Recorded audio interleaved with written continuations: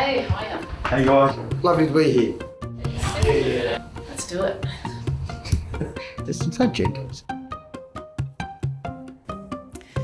Did people treat you differently when you told them you had cancer? God, yes. How did cancer affect your self-esteem? Oh, look, it lowered my self-esteem a lot. Did cancer affect your sex life? Here's a funny one. So I just read it out loud?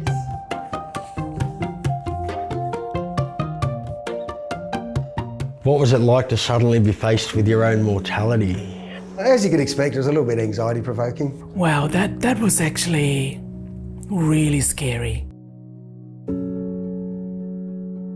It's a frightening experience to be diagnosed with cancer. Even though you've heard of other stories and people that live through it, when it happens to you, you think, well, that's it, I'm gonna die. I couldn't trust this vessel. It had let me down in some way. I was like, shit. 2 young kids, husband, family. That was hard. Did people treat you differently when you told them you had cancer? Absolutely. Suddenly it was not just normal Amy, have a joke with Amy, it was, oh, you've got cancer. People get a look. The look. It was the look for me. Somewhere between pity and mourning. People don't mean to do it, but I don't want to have the look. What's a common misconception about cancer? Sometimes people think that cancer is one of those things that some people can bring upon themselves. There's lots of people who do everything good in their lifestyle and they get cancer. You're not to blame. How do I tell my kids that I've been diagnosed with cancer? Trying to tell a 3.5-year-old that you have cancer so they understand why you're going to hospital and why you're having all these operations and why you can't get up to play with them.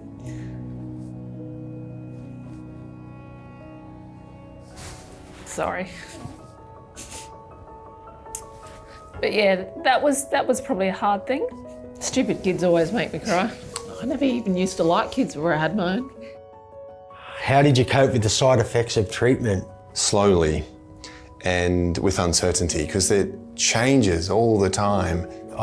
Physically, I had to be on a peg tube. I lost a lot of weight, and so it was really just a matter of taking as much sustenance as I could and also plenty of rest. Not being able to do normal things, getting tired, couldn't eat or I wouldn't eat for days and then I'd just eat crap because I just didn't feel like anything else. I would keep lists of things that I'd noticed. Sometimes I would call the Cancer Council line. I would talk about it with my Cancer Connect peer support worker. Did you experience this? Did you feel this? Is this normal? I felt like the more I understood it, the more I could try and control it. Did cancer affect your sex life? Big time. Temporarily. But that's it though, just temporary.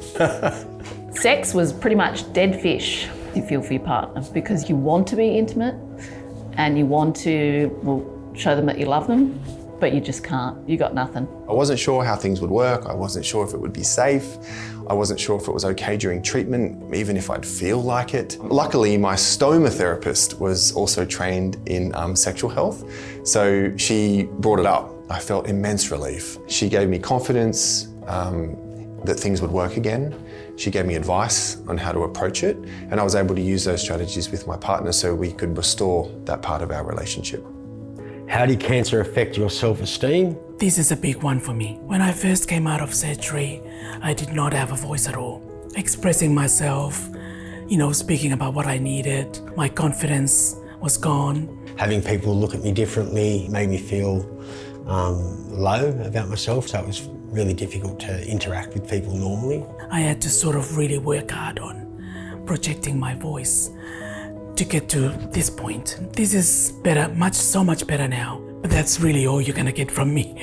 I do public speaking now, and so I've learnt to deal with the certain looks or the stares I might get and actually turn it into a positive and have discussions with people, and it gives me an opportunity to share. Oh, did anything positive come out of the experience? Oh, heaps of positive things. I learned to speak up a lot more. I learned to speak in front of people. I do public speaking now for Cancer Council. Prior to that, there was no way. I love life probably more than I did before. But I'm also more empathetic, I suppose. It's made me look at other people who have physical disfigurements or deformities differently. I try and get new experiences. Life is short, really.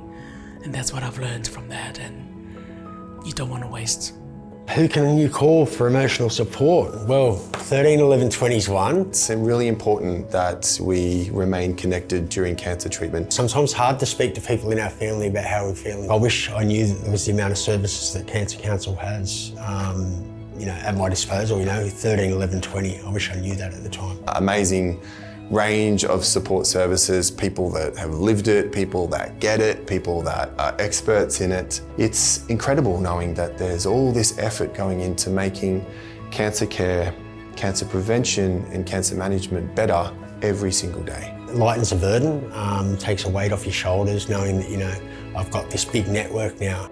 I always refer back to them for help and advice. Such a bunch of great people. I can't speak highly enough of them. Go Cancer Council.